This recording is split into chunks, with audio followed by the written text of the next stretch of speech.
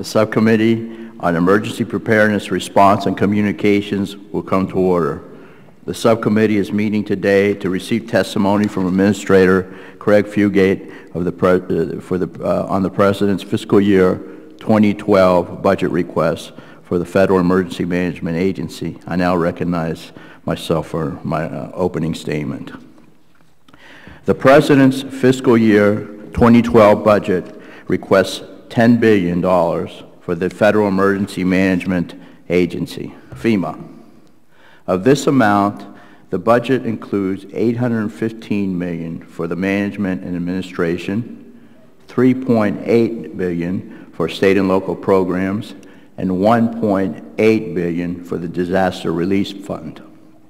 In this difficult budget climate, I'm pleased to see that FEMA is taking steps to reduce its costs without sacrificing operations.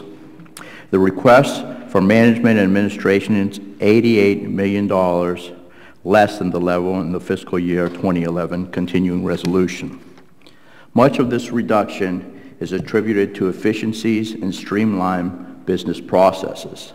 I hope to hear more from Administrator Fugate about these efficiencies and his timeline for the completion of program evaluations to identify any duplicative programs. An issue that Administrator Fugate has been stressing is a whole of community approach to emergency management. This is an approach that local emergency managers and emergency response providers in my area of Florida and around the country have been following for years. One way to accomplish this is to ensure that as policies are developed at the federal level, officials at the state and local level and citizens are involved in the process. With this in mind, I must again raise an issue I raised with Administrator Fugate last month. I've heard from emergency managers in my district and from around the country that they are concerned that the requirements of FEMA's functional needs support services guidance may impact their ability to open emergency shelters during a disaster. They have repeatedly sought clarification from FEMA and the Department of Justice on the application of this guidance, but have not received sufficient answers. So Administrator Fugate, I hope we can continue to discuss this issue and that you will work with me and my constituents to clarify these requirements so we can ensure that all citizens are accommodated during a disaster without impeding response capabilities. Finally, I want to thank Administrator Fugate for hosting members of this subcommittee at FEMA last month. It was the beginning of a dialogue that I look forward to continuing this morning. The chair now recognizes the ranking member, Ms. Richardson from California, for any statement she may have. Thank you, Mr. Chairman. First of all, let me congratulate you and welcome you on your Virgin voyage here. It has always been a pleasure to work with you, and I look forward to continuing to do so. So count on me to help. Appreciate that very much. For Mr. Fugate, good morning. We're here today to receive your testimony from the Administrator regarding the Federal Emergency Management Agency's fiscal year 2012 budget requests. While I'm very interested in hearing from Mr. Fugate regarding his plans for full year 2012, it's imperative also that we discuss some of the alarming impacts pending with the potential passage of H.R. 1. As the subcommittee meets to discuss spending for full year 2012, the Congress is simultaneously holding discussions on H.R. 1. As we sit here today, the federal government, including FEMA, is only funded through March 18, 2011 under the current continuing resolution. This has not only affected FEMA's ability to determine funding needs, but has also delayed the publication of guidance for existing grant programs, which will further delay any grants awarded this year. These delays frustrate the ability of stakeholders, including our state and local governments, to maintain an adequate level of emergency preparedness and response. Making matters worse, the $1.4 billion reduction in funding for FEMA administered grants serves as another setback. We're all very well familiar of what those reductions include. These cuts will not only influence stakeholders' preparedness ability for the remainder of full year 2011, but will also carry into future funding cycles.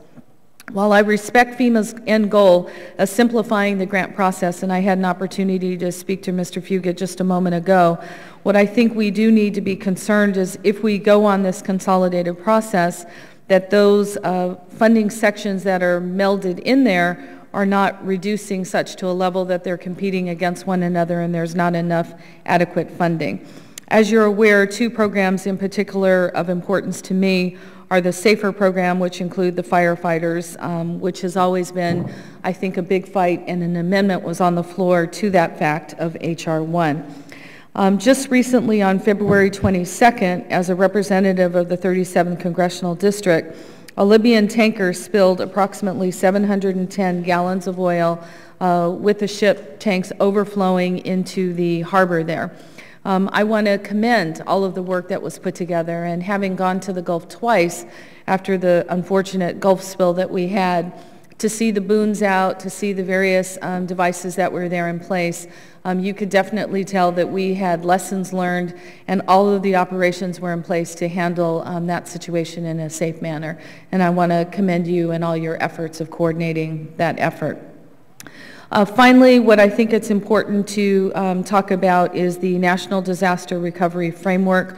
It's been over a year since the release of the draft document was available for the public, and I'm hoping a final version will provide us with a clearer picture of the roles and responsibilities of the recovery process. I'm interested in hearing a status update regarding FEMA's efforts towards the recoupment of the individual assistance funding received by those affected by Hurricane Katrina and Rita. And again, I look forward to your testimony and working with you. Thank you, and of course I look forward to working with you in the upcoming months. Other members of the subcommittee are reminded that opening statements may be submitted for the record. I'm pleased to welcome Administrator Fugate before the subcommittee. Mr. Fugate was appointed by President Obama to serve as the Administrator of the Federal Emergency Management Agency and was confirmed by the United States Senate on May 13, 2009. Prior to coming to FEMA, Mr. Fugate served as Director of the Florida Division of Emergency Management, a position he held for 8 years. Mr. Fugate began his emergency management career as a volunteer firefighter, emergency paramedic, and finally as a lieutenant with the Alachua County Fire Rescue. Mr. Fugate and his wife hail from Gainesville, Florida, a city very close to my heart. Welcome, Mr. Administrator. Your entire written statement will appear in the record. I ask that you summarize your testimony. You're recognized now. Thank you. Thank you, Mr. Chairman and Ranking Member Richardson and other members of the committee. It's an honor to be here, sir, and to reestablish a relationship we had when you were in the Florida legislature. This purpose of this briefing is to present the President's request for 2012, our budget request, and as you had summarized most of that, I just want to talk about some general items and then give the committee plenty of time to answer the questions you have. You know, our mission is really about, there's a tendency to look at FEMA as a response organization. Our mission is really about supporting state and local governments, preparing for, and then ultimately the response and recovery from those disasters that require federal assistance. But in doing this, there are certain costs of maintaining capabilities, there are certain costs in providing preparedness funds that have been ongoing programs based upon both the threats from natural hazards but also the threat from terrorism. But the one thing that I've always been faced with is nobody has ever given us a blank check. We've always had to work within the budgets and the constraints that we have in looking at how we prioritize our programs. And so this budget starts that process of implementing many of the reductions that are going to be required in the budget process, but also continuing to provide a level of service to meet the needs and support of our governors and local communities. Part of these savings are actually being done through efficiencies within FEMA, of looking at how we do our business and looking for reductions in those costs to pass those back to the taxpayer versus cutting and eliminating capability to respond and support during a disaster. Mr. Chairman, some of these examples are really straightforward, such as looking at travel that is not core to the mission and looking at alternatives such as using more video conferencing and web chat, which actually allows greater participation in many venues than conferences. looking at things such as decommissioning and turning off excess communication equipment that had been activated for previous disasters, going back and looking at open disasters and closing out those funds that are no longer needed or were deobligated but had not been put back into the disaster relief fund. Last year, through efforts of closing out existing open missions on the federal government side, we were able to place over $2 billion back into the disaster relief fund to support ongoing response and recovery operations. We're continuing this year as we look at existing open disasters where work has been completed by the states and local governments, but there are still obligated funds that are no longer needed, deobligating those and putting those back into the relief fund so we can continue that work. So as we go through this process of preparing for the 2012 budget, we want to continue looking at some of our key investments. As was pointed out by Ranking Member Richardson, we have invested in various grant programs, but some of which have been very important in the recent economic downturn, such as SAVER, in which the President is continuing a level of funding there to continue supporting the ability to retain, rehire, and keep firefighters in communities that are in acute budget situations. We're also looking at is, again, giving some flexibility as we look at one of the things the General Accounting Office report that recently came out says we have a lot of programs that do similar things and actually duplicate each other. So we are looking at how we can consolidate some of these grants, but as the Ranking Member stated, make sure the grant guidance still funds those activities as eligible, but not have one pot of money coming down to states and local governments looking at one piece of preparing for a terrorist event, and another pot of money having very similar guidance going down to the same communities and giving them, in these challenging times, a little bit more flexibility of how to apply those funds without necessarily saying we're going to fund each one of these activities separately when they have common and sometimes duplicative types of efforts that are occurring. So as we go through this process and we continue to work on our budget, one of the things I'm most proud of being at FEMA is being part of the team, not only within FEMA but within Homeland Security and the federal government.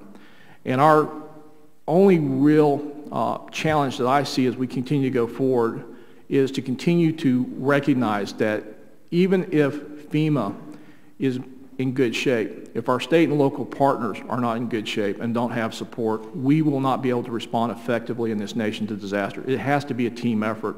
We cannot just fix one part of the team. It has to be local, state, federal, but also including volunteer, faith-based, the private sector, and the communities we serve as part of that team. Thank you, Mr. Chairman. And now I'll recognize myself for 5 minutes. Administrator, with regard to the functional needs support I mentioned in my opening statement, services guidance I referenced in my opening statement, can you please clarify when this guidance applies? Does it apply to emergency sheltering during disaster, long-term shelters after disaster, or both? How are you working with emergency management officials on this issue to ensure that they continue to be able to serve the people in their area? Yes, sir, Mr. Chairman. With the functional shelter needs guidance that was placed, that we put out, this is actually based upon the program that was utilized in Texas to ensure that their shelters were accessible. And there's been a couple of more recent developments that occurred from the Department of Justice. Most recently, the City of Los Angeles was held in violation of the American Disabilities Act for not being inclusive with the public that has disabilities in their programs. So we're trying to provide this information in such a way that it complies with Department of Justice guidance and their interpretations of how the American with Disabilities Act would apply to sheltering. But we're also recognizing that particularly in Florida's case, but along the Gulf Coast, you have a situation where you have evacuation shelters which are very short-term, are not really designed to provide long-term accommodations and care versus those shelters that may be set up after the disaster. And I think there are some areas there when you look at the issue of reasonable accommodation that those things can be addressed. But it comes back to a very fundamental concept, and that is when we open up an emergency shelter for an evacuation and a disaster, We should not find ourselves in a situation that we would turn people away merely because they presented with a disability and had to go to another special facility. But when it comes to some of the longer term support, I think those are areas that you can work on, but you really have to start off with the idea of, if I'm using a shelter that's not accessible in the first place, is there another better location I can use? You know, we use primarily in many of the Gulf Coast states the public school systems as those shelters. And as you remember, in the Florida legislature provided lots of funding to harden those shelters. But they don't always have the bathrooms or the shower facilities for longer term accommodations. And those are the kind of things that we need to look through and look at. But to turn somebody away because they present with a disability is one of our primary concerns, that how do we get to where we're not having to do that? To be short on this and to give you more time for questions, one of the things that we've looked at in FEMA is we used to have two different types of cots: regular cots for general population shelters, and then what we call special needs cots. What we're trying to move towards, and we are putting out bids for and looking for the specs now to get a manufacturer in the U.S. to build them, is go to a universal cot, so that you don't have to differentiate. It's a cot that's high enough and stable enough that if somebody that needed to self-transfer from a wheelchair, they can do it. But it also means that instead of trying to maintain two separate inventories, we go to one device that's universal and is inclusive. We're not there either. We're having to work and budget and build this into our capabilities. But these guidelines essentially provide us that roadmap to get there. So when it comes down to in that emergency phase, I think there's more work we can do with local governments on what that reasonableness is, but it cannot start with the discussion that we're going to turn people away from a shelter because we can't accommodate them, send them somewhere else based upon they present with a disability. It has to be based upon what are those needs going to be in the first 24 to 48 hours versus a longer term shelter where they may be there for a week or more. But you'll continue to work with us on this issue and as well as the local? Yes, sir. Okay, thank you. I'm concerned that the President's budget proposes to eliminate the Metropolitan Medical Response System grant as a standalone program and instead roll it into the State Homeland Security Grant Program. MMRS provides funding to enhance the ability to respond to mass casualty incidents. As you know, how will the Department work to ensure that medical preparedness remains a priority within the large grant program? To take the language that's actually in the MMRS and put that into the grant guidance for the state Homeland Security grants, which are available to the state to go statewide, as well as the Urban Security Initiatives grants, which are more specific to the metropolitan areas that are the large city areas that we provide grant funding to. Again, we find that these programs have overlap. They're not exactly the same, but by moving that grant guidance in, we can eliminate the management of multiple grants, and also we eliminate having grants that have similar types of capabilities. By moving that language in, we can address the needs of making sure that medical response capabilities remains, but giving local and state authorities where they want to put that money and what they want to continue to fund. Thank you very much. And if we stick to the 5-minute rule, I believe we'll have time for a second round of questions. So now I'll recognize Ms. Richardson, the ranking member, for 5 minutes. Thank you. Thank you, Mr. Chairman. Administrator Fugate, you discussed, as I did in my opening comments, about this whole idea of consolidating the grants. Could you share with us your commitment to ensure that the language that the state and locals, if we were, because I've been in the past not supportive of this idea, if this were to happen, can you ensure that the language within the grant applications would include that the state or locals would have to verify that those other sections are being met? So let's say, for example, they decide to put all their money into, you know, let's say fire assistance or something like that, and they put nothing into, you know, Citizens Corps, that they would have to demonstrate in their application that everything of Citizens Corps is in fact being met, and so hence their decision to focus their dollars otherwise. And then the second piece would be, would you be willing to put a process in place that to validate that in fact your system is working? So, you know, you can have a county or someone that comes back and says, oh yeah, you know, we're doing it right, and yet we go to the region and everyone says, oh no, we don't have money and we can't do this and that. So will you put a system in place to be able to validate with those other end users that these needs are being addressed? Well, in the two-part question, I think the first part is yes, well, we plan to put that in the grants guidance. I guess my question back would be, how prescriptive are you looking for? Are you looking for, what we're trying to avoid is putting in percentages that you have to spend X amount in certain areas, but go, these are the areas of focus and allow them to have that. The other part of this was coming back from the National Preparedness Task Force was how do we measure this preparedness and start looking at some of these benchmarks of going, okay, we've got this area we're pretty strong in, this is an area we need to fund and put priorities on, but is that reflective of the national priorities and the intent of Congress in providing those funds?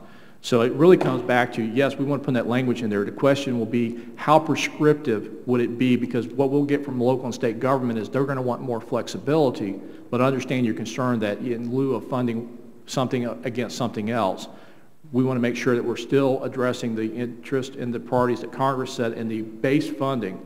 These are the areas that we should be focusing on to enhance capabilities at the local and state level. I'm going to give you a compliment, sir. I've been very impressed of how you have run FEMA, and I would look forward to your recommendation of what you think that should be, and I'd be happy to look at it and see if I differ, but I have a tremendous amount of respect for you. I think the only key I would just say is as long as we're holding them accountable to have to say in writing that they are meeting these other aspects, so then if you come back and you see that they're not, then you would have to then consider our side and say, maybe this whole consolidation isn't working and we do need to put these requirements. But we've got to have some sort of measurements or some sort of documentation to verify that on the front end. But I look forward, I'll work with you on that. We'll have staff putting together some of that and provide you some examples of what we'd look at and get your input. Okay, thank you, sir. My next question would be, as you're aware, state and local budgets depend upon federal dollars to supplement their homeland security needs. Considering that grant guidance awards are dependent upon the passage of appropriations bills, what impact will passage of an appropriations measure in the middle of the fiscal year have on the grant award process this year and for next year? Well, in the current process, we're held up, and probably one of the more immediate concerns that I believe there's some folks in the audience representing the International Association of Emergency Managers, which are primarily our local emergency managers, is the Emergency Management Preparedness Grant Funds. These are 50-50 grant funds. The states and locals match with 50% state and local dollars, 50% federal, that are tied to the salaries of many of the employees that provide the planning and preparedness activities that occur throughout the country. As we're coming up on many states in the middle of their fiscal year, further delay there may start to result in states no longer able to fund those positions, could result in reductions in staffing or layoffs. So that is a concern. The other concern is the short window that we'll have when we do get a budget to get grants executed and provide grant guidance. What we've been working on is trying to get everything done up until we get the appropriation so that it's ready to go. We put out the draft guidance based upon the original request, but we'll adjust that based upon the actual allocations and authorizations in the budget or any additional guidance. But a primary concern, I think, for state and local governments is really the emergency management preparedness grants, because that does fund, it's one of the very few grants we have that actually funds positions in many parts of the country that would not otherwise have these positions. And because that is 50-50 money, as they go through their fiscal years, they're rapidly reaching the point that they can't sustain that without some indication of that funding. Mr. Chairman, maybe you and we could have a follow-up discussion about considering to bring something forward standalone that would protect this obvious vulnerability that we might have. Certainly. Thank you. I yield back. Thank you. And now I'd like to welcome a ranking member of the full committee, Mr. Thompson, and recognize him for 5 minutes. Thank you very much, Mr. Chairman, and I ask unanimous consent that my written comments be included in the record. Definitely. Good morning, Mr. Administrator. How are you today? Doing good, sir. One of the things that we've had a conversation about in the past is the number of disasters that we haven't closed out, and I think it's probably over 600 or 700. Can you kind of give the committee a briefing as to where you are and what's the plan going forward? Yes, sir. We've gone back and begun the closeout of older disasters, and as you know, those older disasters oftentimes have funds that have been allocated but we know will not be needed, that we need to deobligate and put them back in the disaster relief fund. So we are taking, last year we spent a lot of time trying to close out open federal missions and contracts that were still out there but were no longer needed. This year we're turning our attention to the disasters that we know the work's been done. We're literally just waiting for the final closeouts and putting teams together, particularly with our Chief Financial Officer, and going out and doing the financial closeouts of disasters, but also looking at disasters that work's been done but we haven't closed out, like the immediate debris and emergency public assistance, and we still have dollars allocated, but the state's not going to draw them down. They've already done their work, and basically get that money back into the disaster relief fund. So we're looking to close that out. If you like, I can give staff to give you kind of an update on where we're at, how many are open, how many we closed last year, and what our target is for closing this year. I would, because I think for the membership of this subcommittee and full committee to know that we have over 700 disasters that are still out here that we're trying to work on, that's a lot of balls to have in the air at one time, and then to try to anticipate future disasters. And I guess my question is, from a budgetary standpoint, are you able to roll this money over for those disasters, or is this included in the annual FEMA budget allocation? As I understand the terminology, this is non-year money. So as we're able to recoup money back from the disasters, it goes back into the disaster relief fund that would be applied against new disasters and current open disasters.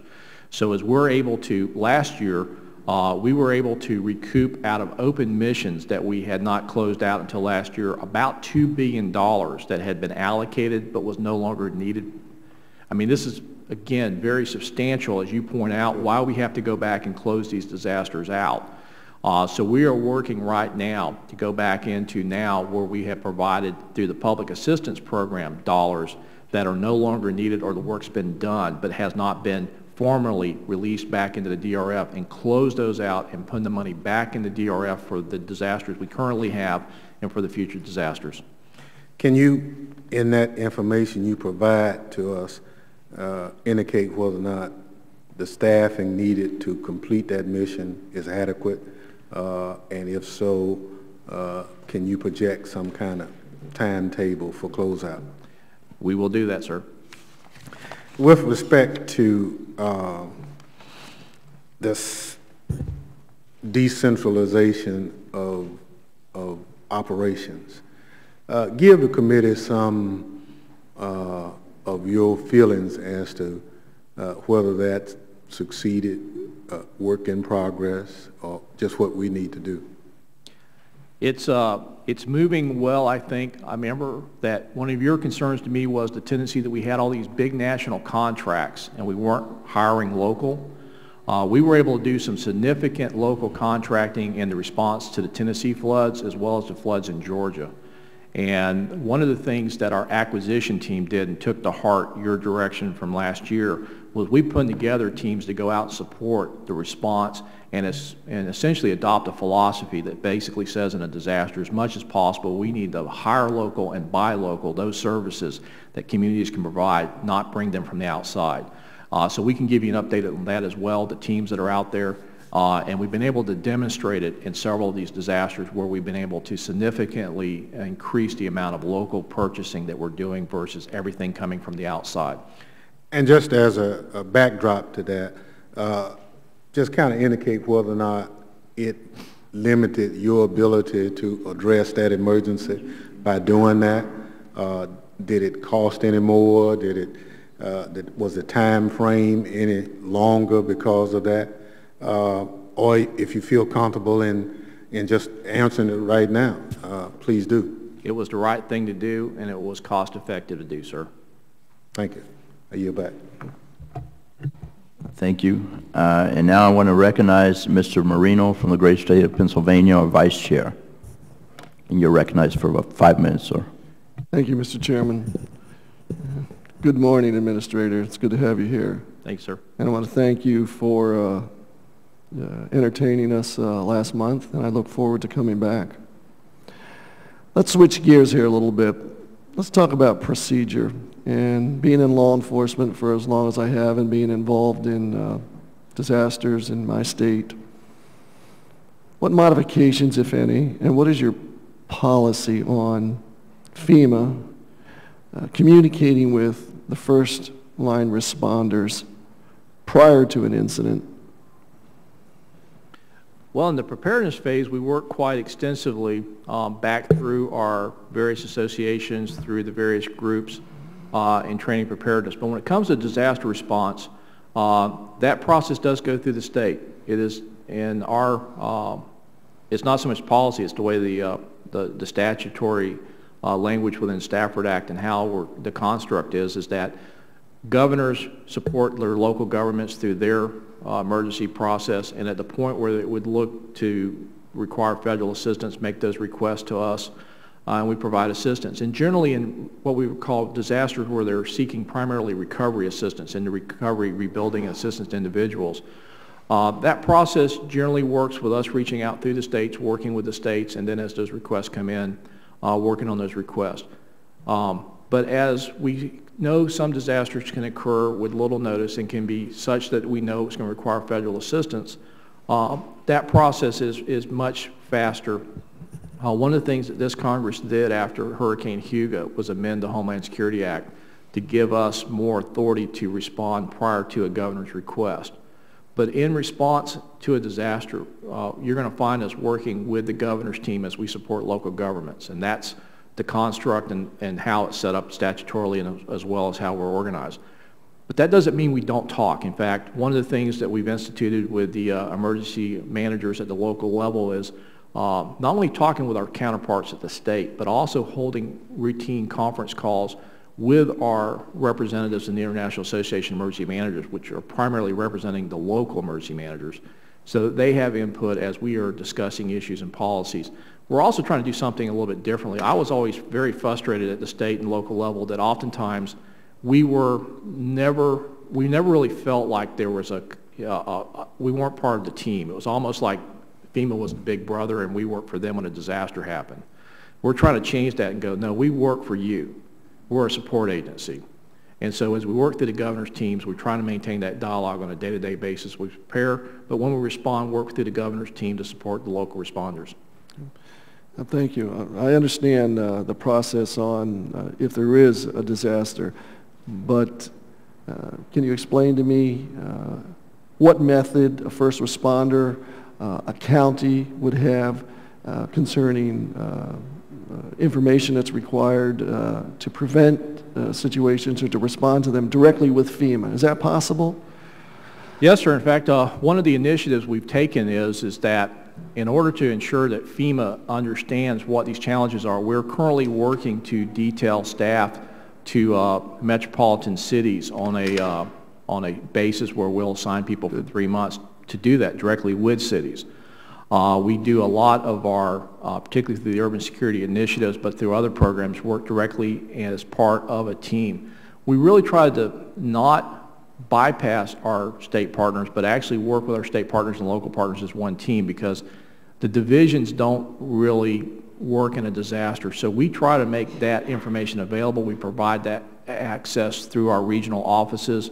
But we also want to make sure that we're not keeping the state out of the loop. We want them as part of the Sure. team, but we provide that access. My time's limited here. Let's switch it over to, we certainly are all aware of the debt that we are in, the budget cuts that have to be made. What are we doing to assure that the money, the grant money that's out there, it's being used wisely, we're purchasing the equipment that we need and not the Cadillac that we do not need, and what happens with that equipment after the disaster? Well, in disaster responses, we tend not to buy, we lease. So we, again, try to minimize our overhead costs by reoccurring cost afterwards. And generally, our funding does not provide for, in the disaster response, purchasing equipment, but merely leasing what we need during a disaster. But our grant programs for the state Homeland Security grants, the urban security initiatives, and other grants do provide for things like vehicles, equipment, detection, and stuff. And I think this is one of the areas that, in looking at the National Preparedness Task Force and their recommendations back to us of how do we measure outcomes and not look at the widgets. And because of the reduced funding and the pressure that local and state governments have, is really getting down to what are the things we need to be successful in our response, not necessarily things that would be nice to have. And so this again puts more emphasis, as was pointed out earlier, is doing a better job of assessing those things that really indicate we're better prepared and we have capabilities versus merely we've gone out and expended certain amounts of dollars. Okay, thank you.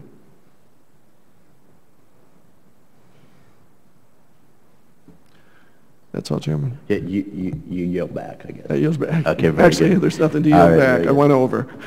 No problem. We'll have a chance for a second round as well.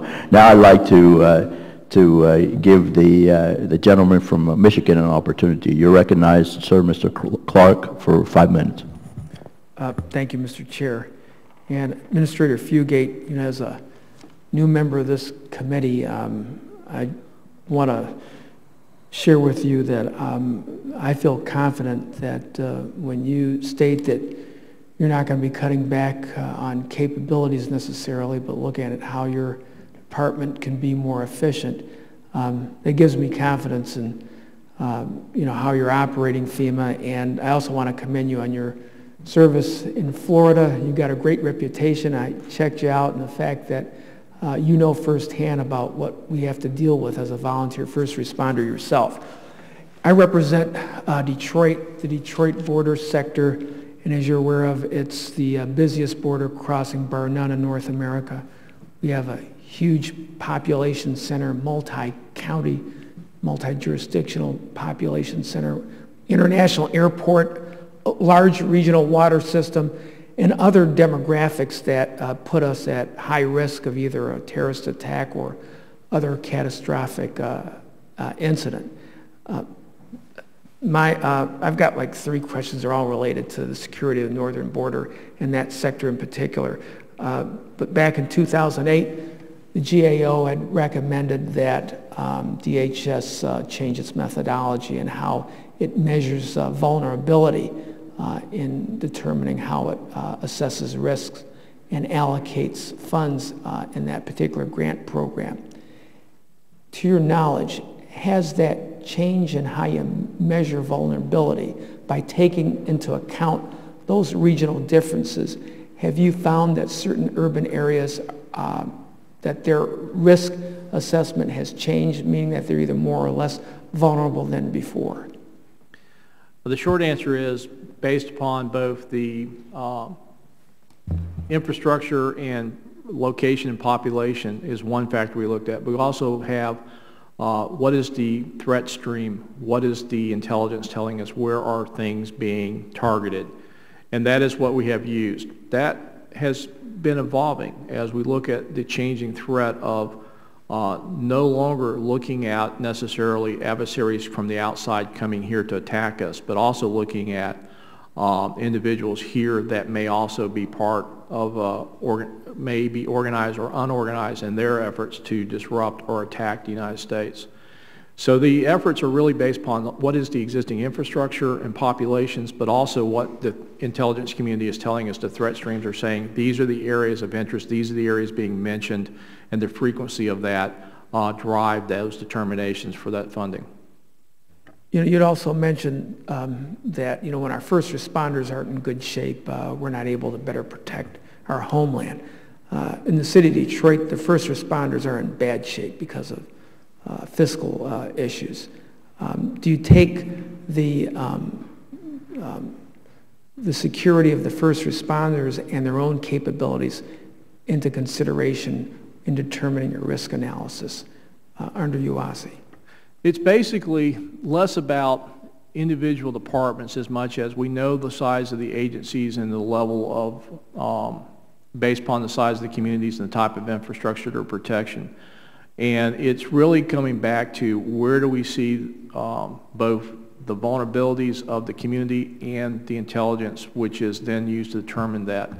And then based upon that is what kind of additional funding, and if you look at the grant programs, when you do get those funding, that is really driving at making sure, one, the responders are trained to deal with weapons of mass destruction and terrorist attacks.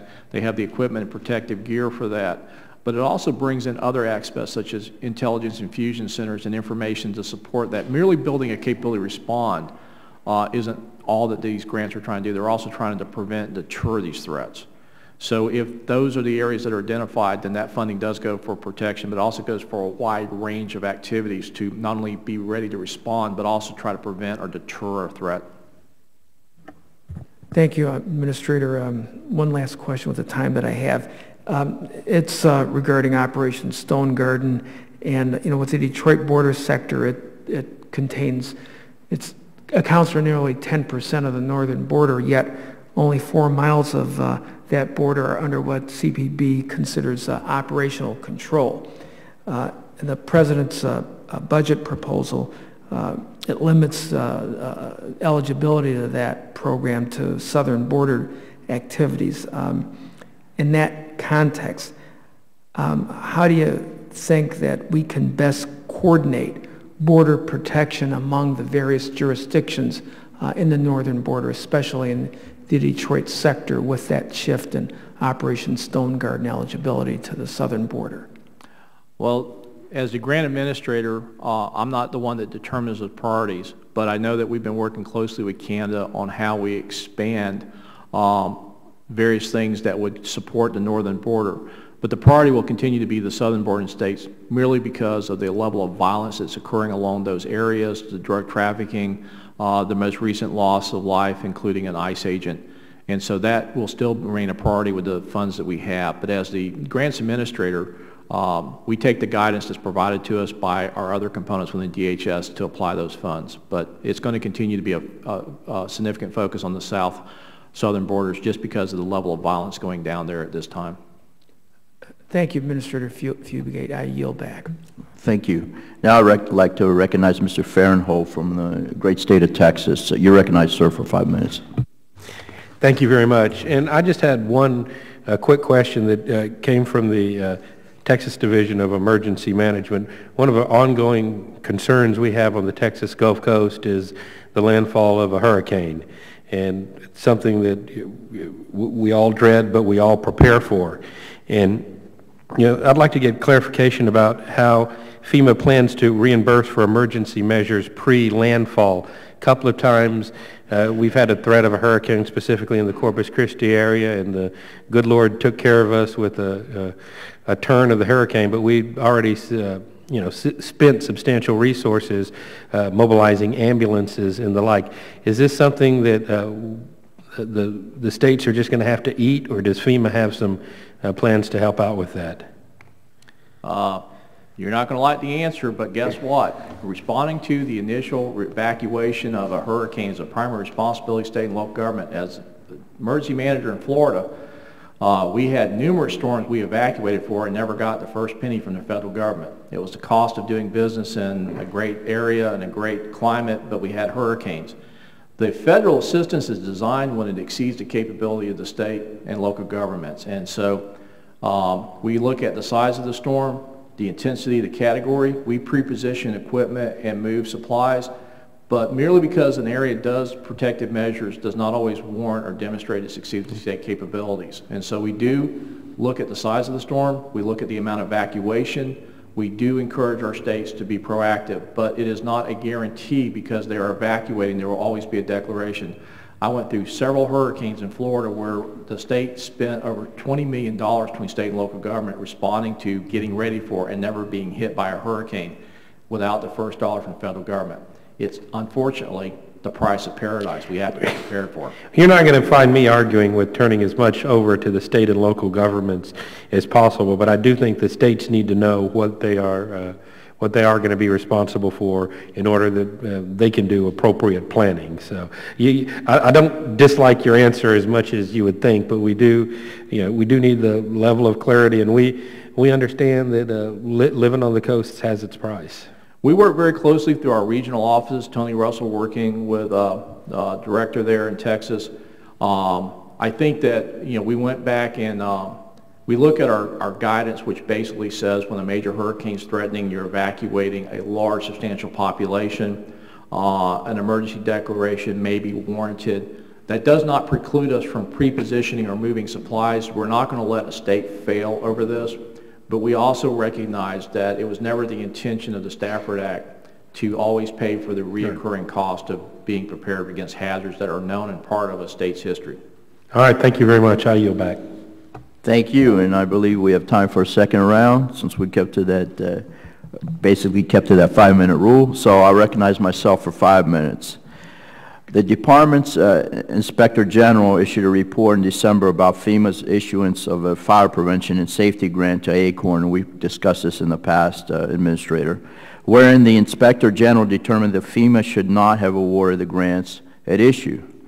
In its review, it found that FEMA generally focuses its financial and programmatic oversight on recipients of large grants rather than using a risk analysis to identify necessary oversight.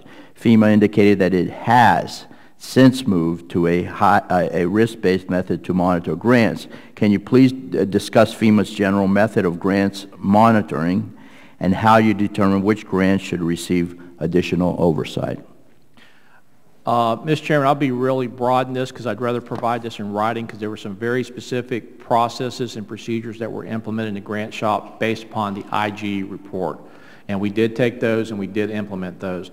But in general, what we do look at is those organizations which may not have the financial backing to monitor a grant but would otherwise qualify for a grant. We know that in some organizations they just don't have the institutional history that would suggest they have done federal grants before and understand all of the process. We can provide more technical guidance and look at that. So we don't just rule somebody out that would otherwise be eligible because they may not have had a history of managing these grants, but we do look very closely at how and what capabilities they have from the financial aspects of managing a federal grant and the requirements that tied to that as we look at those awards. The other thing is we've gone back and make sure that we use a peer review process in those grant programs. And we want to, again, as the IG pointed out, is not to get in a situation where we do have the final say in making those determinations, but we want to make sure we're not discounting the peer review process and making arbitrary decisions. So we try to go back and take those IG findings, we've implemented them, and we can come back with a more detailed report. But our goal here is not to say that an organization will not be eligible merely because they haven't had a history with grants, but what additional requirements will we place on that grant to make sure that those monies are spent effectively, the way they were intended for, and that they have the accountability and the financial institutional controls in place to protect that money. Okay, very good. But you'll provide something to our committee. I think all the committee members would be interested in a response in writing regarding that. Thank you. And I know Ms. Richardson's interested in this as well. Can you please provide the subcommittee with an update on the status of FEMA's efforts to recoup any improperly paid disaster assistance? How many claims are at issue? And when will individuals begin to receive notices of debt? Yes, sir. Mr. Chairman, the recoupment process was halted by a federal court that found that FEMA's process had issues and essentially required that FEMA withdraw from the Federal Registry our recoupment process until such time as we were able to address their concerns. This means that any disaster since Hurricane Katrina, we have not been able to move forward with recoupment because we do not have a Federal Registry notice of that process. We still do recoupment from older disasters. We are in the final stages of updating that process. We'll be able to report back to you, I think, later this week, Mr. Chairman, the exact time frames that we're working on. But our first goal is to go back through and about 160,000 in the Katrina Rita, plus additional ones from more recent disasters would require recoupment. We've gone back through and looked at each one of these cases to identify was there fraud involved, which is a different matter, and we don't have to have the Federal Registry notice for recoupment, and we're taking those and looking at prosecution where we have fraud, and you'll periodically see cases where people have been arrested or sentenced based upon that. And then going back through and making sure that the people that we think owe us money back actually owe us money back, and it's not just an issue that documentation that we didn't have matched up. So we want to be fair and equitable about this and not go back and ask people for money that should have gotten it, but we didn't have the paperwork caught up. And then as we go forward is to look at the timeframes of implementing this. But I think we'll be able to, by the end of this week, come back to you and actually give you the dates and the timeframes as we go through this process. But our goal is to begin that recoupment and start that process back up, particularly since this court case in our federal registry notice, we can't do any recoupments on more recent disasters. And oftentimes this may be where we had duplication of payments where they had insurance that finally paid but had gotten FEMA assistance earlier and all that money back. So it's important for us to get this process started back up. Okay. Go ahead and yield 5 minutes to the Ranking Member, Ms. Richardson. Thank you, Mr. Chairman. Mr. Fugate, how does the budget request support the effort to move forward on implementing the IPAWS system? And could you give us an update of the situation with American Samoa? Do they have a current alert system in place? We have a reduction in the IPAWS program. This will delay some construction that is scheduled to work on some of what they call the primary entry point stations. But it will not affect us from going forward with next year with the national test of the emergency alert system. And we can give you updates on that. But we did make some decisions there that we would delay some of the construction costs, but it does not mean that the program won't be able to implement the primary warnings. It just means some of the projects that were scheduled in the future will be delayed. We're working with American Samoa, the Governor of American Samoa, on the tsunami warning system. I don't have the exact information on where that's at, but we can provide a written report back to you. That was one of our priorities that I believe we discussed with you, the importance of getting a tsunami warning system, and not just a system, but actually the training and education for the population in place as well. And I will provide an update on that. Okay, thank you, sir. The full year 2012 requests a decrease in the 6.6 reduction for U.S. Fire Administration. They have an extensive aging infrastructure. What's your thoughts about that area? Again, these were not easy decisions to make, but we had about $23 million in repair and maintenance that we had throughout the regions, as well as with the National Fire Academy. Well, it's actually called the National Emergency Training Center because it's the Fire Academy and the Emergency Management Institute. We're currently working, we actually have a project right now to do some work on the heating systems. And again, we're looking at what are those steps to provide effective systems, but it won't be was not the original proposal. So we are having to scale back. And we will be deferring maintenance, and we will not be doing some of the enhancements to some of the structures we would like to do. But again, these are issues that we've made the decision that we will push those out versus cutting into the ability to respond or operate or provide additional support and funding to our local and state partners. So it's to defer but not to end? Yeah, many of these will be deferred. Our priorities are still going to be the life safety and accessibility issues that we have, and right now we're continuing to work within our current budget on funding for, right now, the heating system out at the National Emergency Training Center, which needs replacement, and how we're going to go about doing that this year.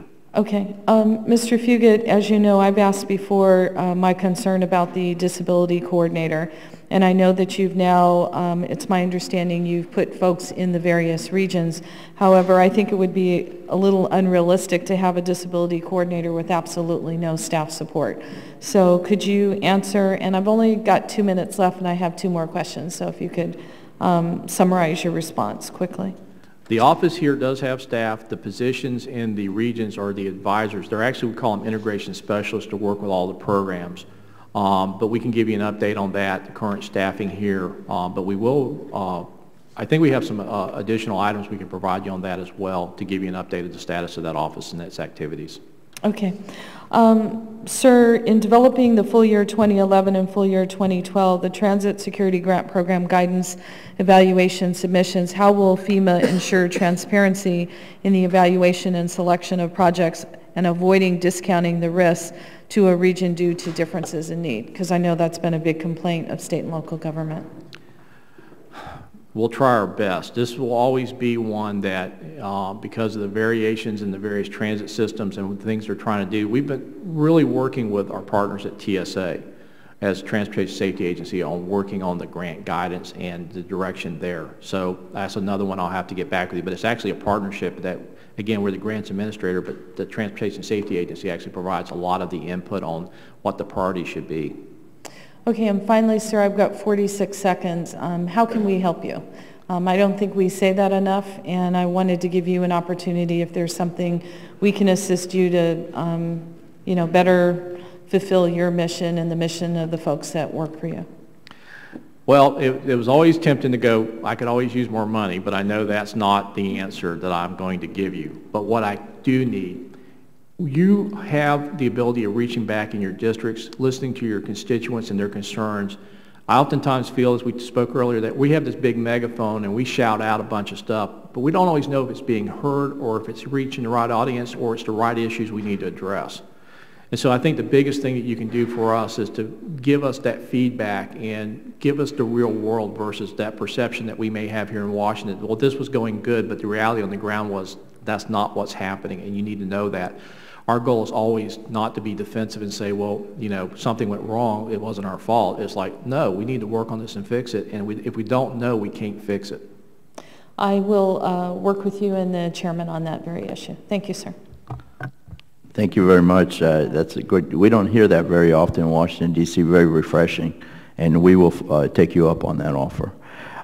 We have Mr. Thompson, the ranking member. You're recognized for 5 minutes, sir. Thank you, Mr. Chairman. Administrator Fugate, I am a resident of a rural area, and one of the things that from a preparedness standpoint, you hear people saying, what do I do in case of emergency? And let's take vulnerable populations, handicapped, disabled for whatever reason. Have we put in place the operational scenario that if a disaster occurs, we know who these people are and we know how to move them from that point of harm to safety? The short answer is there are two schools of thoughts. One is we do registrations and try to get people to self-identify, and the problem with that is most people get very concerned about giving out their information and identifying their needs and vulnerabilities. And the other is to look at population and demographics and just plan for it and be inclusive on the front end. Again, if we're evacuating populations but we don't have buses that are wheelchair accessible, then we have an issue. But if we're providing buses that are wheelchair accessible for the evacuation in the first place, then we've addressed that. So this is kind of the idea of, we already know that a certain percentage of our population has various disabilities. We already know a certain percentage of our population are infants and children. We already know a certain population is frail elderly. Why don't we plan for that instead of trying to bolt on something after the fact? And so this is what we're trying to do, is really focus in on, quit writing all these annexes and go, look, you're going to have kids in every disaster, so why aren't you sending infant and baby supplies when you're sending food? Why are we sending buses that aren't accessible? Because then we have the issue, well, how do we move people with the wheelchairs? ADA's been around long enough. You can contract buses that have the ability to do that. And so it gets back to, why don't we plan for what really goes on in communities versus just doing the easy stuff and then figure out how we're going to deal with special populations? So how can FEMA push down that concept to state and locals that you absolutely have to do this? In our grant guidance and in how we operate, we changed one of our basic planning documents, which was the basis that we provided state and local governments on how to formulate your community disaster plans. And historically what we did was every time we found the population that we didn't take care of in our basic plan, we wrote an annex. The problem was our annexes were actually more people than our plan was taking care of. So we've done a rewrite of that to put these issues on the front end and really focus on this idea of being inclusive and address these issues up front. But part of it is just simple grant guidance. I'll give you a very simple example, smoke detectors. One of the things that the assistance to firefighter grants have done a lot of is provide grants for smoke detectors. The problem with that is, unless you put in specific language in there to be inclusive, people that are deaf or hard of hearing, a smoke detector does them no good unless it has the flashing lights and other devices, and that tends to be a little bit more costly, and it was easier just to hand out the smoke detectors. So we wrote grant guidance in that you needed to factor in and make available in your smoke detector programs a amount that would meet the needs for people that were deaf or hard of hearing.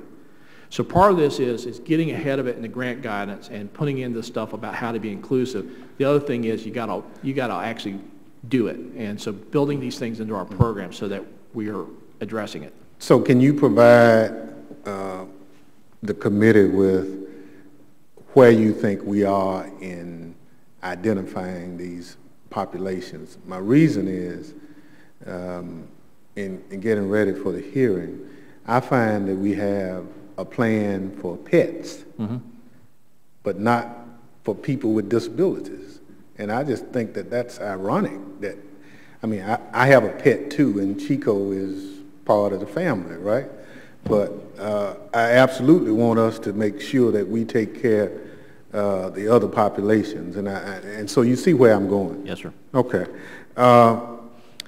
As one of those individuals who was a victim of Katrina, though not having been directly impacted, people came to my community. You're in the process of doing this recoupment. I think that is a real problem for us now to try to reach back 5 years plus and ask people to produce records that we know they don't have. And I would say to you, with all sincerity, you should rethink it, because I think what you're creating is a fundamental nightmare for families who had lives interrupted, and it's just, I can't imagine being able to produce those records 5+ years later to the satisfaction of any government agency. And I think the reason I'm saying this is, you know, we made loans to communities to rebuild infrastructure, and we converted those loans to grants. And everybody said fine. So here we're going to take Mr. Jones. We gave him $2,500 5 years ago and said, oh, by the way, 5 years later, we need your records. And I think that's asking a bit much of Mr. Jones. So if you would, before we go out there and all of us get inundated with people saying, why are you doing this to me? I'm just getting myself back together. I think it would be appreciated. Again, given the authorities that we have to do the recoupments. We are trying to address your concerns and making sure that if it was fraud, we're dealing with it as fraud. If it is the documentation and things that would support that they were a valid claim, we're trying to do that on the front end before any notices go out. So we've been going through about 168,000 of these records. But we will have to go forward at some point with recoupment, because not only is it for those disasters, it's for current disasters as well. So we understand and we are very sensitive to this issue, but we do not have the ability not to go forward where there was a duplication or people were not eligible, particularly those that were not residents or directly impacted by the disaster. We would still require to go seek those funds back. If the chair would, and I understand that, but notwithstanding what you're about to do, I think if people would reasonably expect 6 months or a year after the emergency, you come back. You know, it's almost like saying IRS showing up saying 5 years later, we need your records. So I just think that hopefully maybe we can provide some relief to you legislatively that can help with that. But I see that as a problem. The fraud is go after, but I think poor bookkeeping and some other things will get sucked up into that same dragnet. Thank you, sir. Now I would like to recognize Mr. Marino for 5 minutes. Thank you, Mr. Chairman. Administrator, I agree with my colleague to a certain extent, but let's focus on the large-scale fraud issues. Let's focus on the individuals, if you would, please. And that's a request from me, on those that have profited and are still profiting from the deceit and fraud that they committed during, one of the most horrendous disasters that we've seen. Switching gears a little bit again, I read an article and then saw, coincidentally, maybe a couple of weeks ago on a newscast that there was an individual down in Louisiana who, a woman who was not going to leave her modular home, and she had nowhere to go. And my heart goes out seeing someone in that circumstance. But could you elaborate a little bit on what happened with, or what is being done with those modular homes? Were they leased? Did the federal government, does it own them? Are they setting somewhere not being used? Those were purchased, part of the temporary housing program. The ones that are not occupied, we have gone back and retrieved. The ones that are still out there, by and large, still have somebody in them. We are working with the state and local officials. In fact, the city of New Orleans is moving to have all of those condemned and moved out and get people to go to other locations. We've been doing, I think this is something this committee and the full committee was very concerned about, was not doing good case management and working to help people get to a long-term solution. Let me interrupt you for a moment, if you would, please. I don't want to run over my time here. When you say condemned, what reason condemned? Are these not livable anymore, or is this a situation where we buy all this stuff with good intentions, and now we're done with it, and we have a shipyard full of modular homes? Could we not sell them? And if it got down to the point people who can't afford to have a place to live, why don't we just give them to them? Some of that has occurred. The ones that have been turned back in, which were in the thousands and tens of thousands and hundreds of thousands, have been surplus and disposed of. The ones we currently have are under 1,000. And you got to understand, we were like a couple 100,000 occupancies. Yes. Yeah. Probably condemned isn't the right word. What the city's doing is they're zoning them out and no longer allowing them to be permitted on in the city. Basically because they want to move forward with the recovery, and having temporary housing in it still in neighborhoods. Okay, I understand that, but what is the plan? What do we do with them? Well, we're working to try to place those final families. This is in the less than the 1 percentile, but these are some of the hardest families and individuals to get long-term solutions to. I understand what you're talking about, the families, and that's important and that's critical. But what do we do with the units? How many millions, hundreds of millions did we spend on these units, and what are we doing with them? Well, it was more than hundreds of millions, and most of them have already been disposed. The ones we get now basically come back in, particularly the travel trailers. We're not keeping. We're surplusing those as they come back in. Some of those are not really, don't have much salvage value, some do. But we can give you a report on that, because last year we did a significant amount of disposal through GSA sales and had eliminated a large number of those. But literally, the numbers were staggering.